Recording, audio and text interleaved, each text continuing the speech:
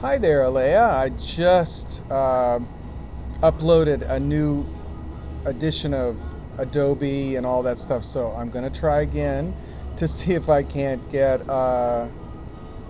enough signal to answer you. But I really enjoyed your beautifully edited and crystal clear uh, talk a few minutes ago about the law of attraction.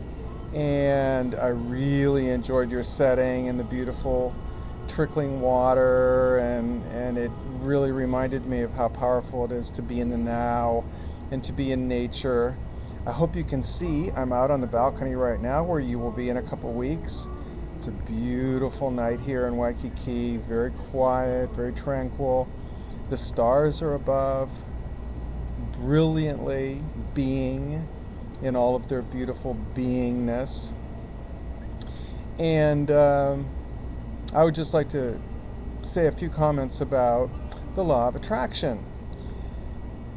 As Michael knows, and I know sometimes I just drive him crazy, I go back and forth from one teaching to another, from the Course in Miracles to Eckhart Tolle to Abraham to traditional biblical writings of Jesus and to the Buddha, to the Upanishads, Bhagavad Gita, Lao Tzu, Tao Te Ching,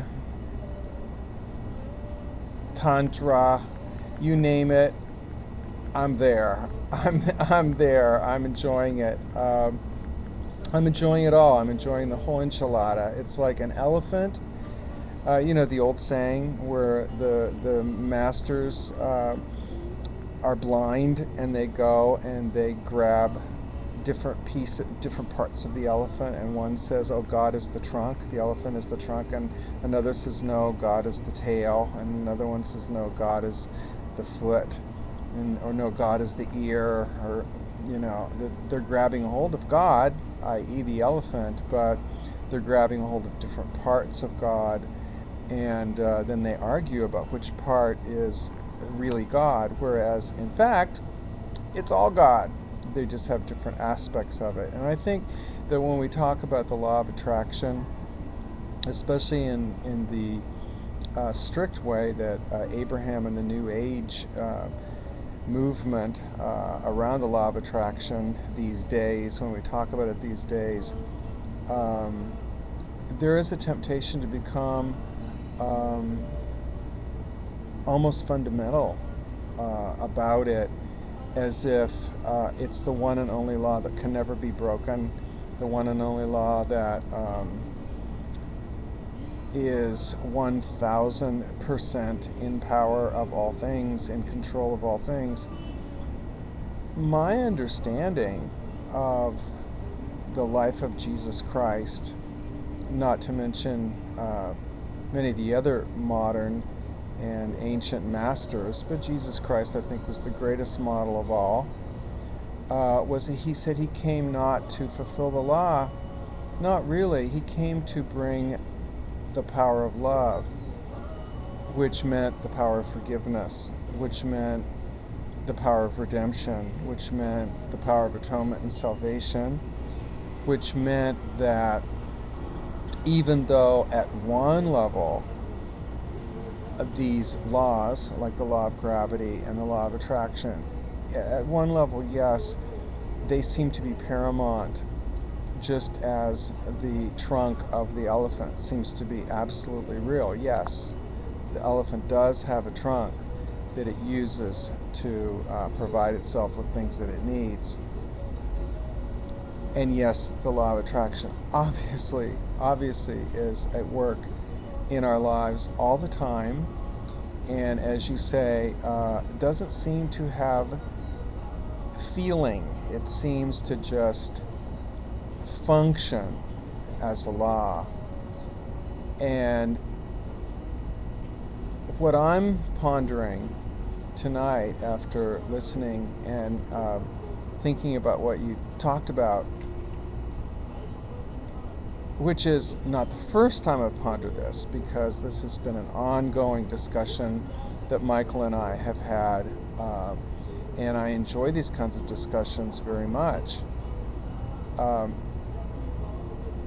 I am coming to believe, I'm coming to feel, and even in my experience in my own life, the miracles, what I call the divine interventions that have come to me, have often apparently broken the law of attraction. I'll give two examples. One was when I was about 13 years old, and my home in Pennsylvania, in a valley in Pennsylvania, was about to be flooded in a spring rainstorm. The snow melted, the water rose, and the next thing we knew, the river had surrounded our home, our beautiful ranch home, and we were supposed to evacuate, and we were filled, of course, with terror. Great terror, horror, absolute and total abject fear. And when it came time to evacuate our home, my dad, who was very religious and very Catholic, announced that he was going to stay at home and he was going to get down on his knees and he was going to pray for a miracle. Okay? And so, crying, we waded across the front yard and went to a home on the hill, and I fell asleep praying right along with my dad, not only that he would survive and not drown in the flood, but that his promise that God's love would save our home would be fulfilled and that a miracle would come. There was no envisioning. I couldn't envision a way for the flood to stop because I didn't have in my ego mind enough information to know at the age of 13 the mechanics of how floods stop. But I fell asleep, woke up the next morning. I fell asleep praying and scared. And I woke, this is in my book, by the way, one of the major divine interventions that have changed my life. I woke up in the morning and it was freezing cold. There was no electricity in the home where we were bunked out. And I ran to the window and it was white. It was a blizzard. Threw on my coat, ran down the hill, found that the flood had frozen, completely frozen in place. Frozen into a lake that covered our entire neighborhood. It froze the flood 1 inch from coming in the floorboards, actually 1 inch from below the front door, and about ½ an inch from actually touching and ruining the hardwood floors. When I went in the living room, you could actually see crystals of ice in the radiators below the living room. It had gotten that close.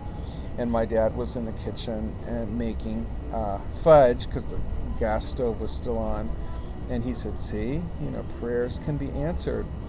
There's never a reason to give up hope that no matter what, God will save us. And that was if our fears had been manifested, the flood would have wrecked our home because we were in fear, but we were also in faith.